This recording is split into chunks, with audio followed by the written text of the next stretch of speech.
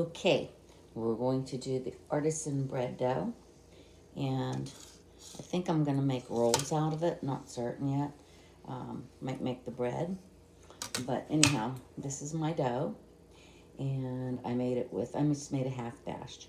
I used 2 cups of flour, I put a teaspoon of salt in it, and I put roughly about a teaspoon or so, give and take, of yeast. And you mix that all up, and I dumped a cup and a half of water on top of that. Mixed it real good. I put it in this pan, and I covered it just with plastic overnight, and I just let it sit on the stove. And this is what it looks like today. And so what I'm going to do, the directions say to put some flour on a board, which I'm going to do. They says don't skimp on it, so we're not. And here's my dough. And see how goopy it is. This is what focaccia dough is like. So these are going to be really those crispy kind where the outsides are crunchy and the insides are like have little cells to them, whatever you want to call it, where you can see the holes in it, nooks and crannies. And I use a bench scraper so I don't have to get my hands all dirty. Okay. See how easy that is? It's not gooping on my hands.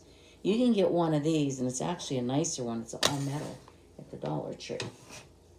But I use this for everything. It's good for when you're done, just scrape up your board before you clean it. See how things stick and you can pick it up? Okay. Look how nice that dough is. It's really feels fluffy. I'm giving it some few kneads. And I usually weigh my dough whenever I do things, so they're the same size, but I'm not going to today. Okay, I'm figuring we should get maybe 6 or 8 rolls out of this. Put that down on the flour so it doesn't get goopy. Okay, and put that cut edge on the flour too. Nifty. Okay, so we'll cut it in half again. Cut it in half again. Isn't that a great tool? It's called a bench scraper, in case you're looking. I'm sure you get one on Amazon or anywhere else like that, online cooking stores. But why pay $8-10 for it, maybe more, when the Dollar Tree has them for $1? It said your tools don't have to be expensive to be good. Okay, I'm going to do this one more time. We're going to have 8 rolls. Okay. Next time I do this, I am going to make a loaf of bread, I think. Okay. So just get this, and you can have a pinch on the top. It'll make them look rustic. Okay, you need parchment paper. And these are going to bake at 425. It says about 15-20 minutes. Look at it. If it looks like something you would eat, it's done. If it's pale and not crispy, you need to bake it a little bit longer. I'm going to do these both ways. Some of them I'm going to put the pinch side down, and some I'm going to do the pinch side up. You need to let these raise for a little bit. If your recipe for artisan rolls doesn't tell you to let them raise, don't listen to it. Let them raise for a little bit. They need to do that. There's yeast in here, and yeast is a living thing, and it needs to do its thing. It needs to live and eat all the sugars in the flour that it can find, so it can grow.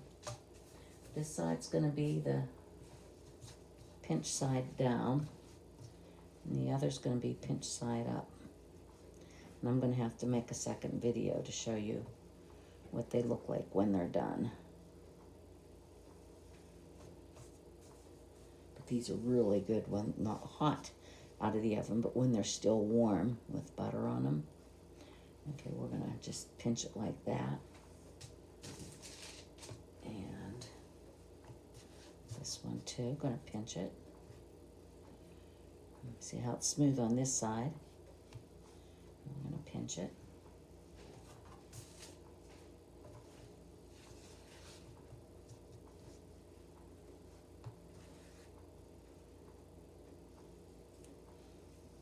And there you go. There is 8 rolls out of 2 cups of flour, teaspoon of salt, about 1.5 cups of warm water. Mix it all up. Put it in the pan that it's in. Just cover it up with plastic. Let it set overnight on a countertop. And the next morning, you're good to go. Or mix it up before you go to work in the morning. When you come home at supper time, it'll be ready. So that's it. And as you can see, I just cleaned up my board.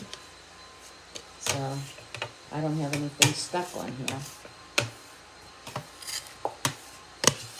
Okay? So check in my YouTube videos.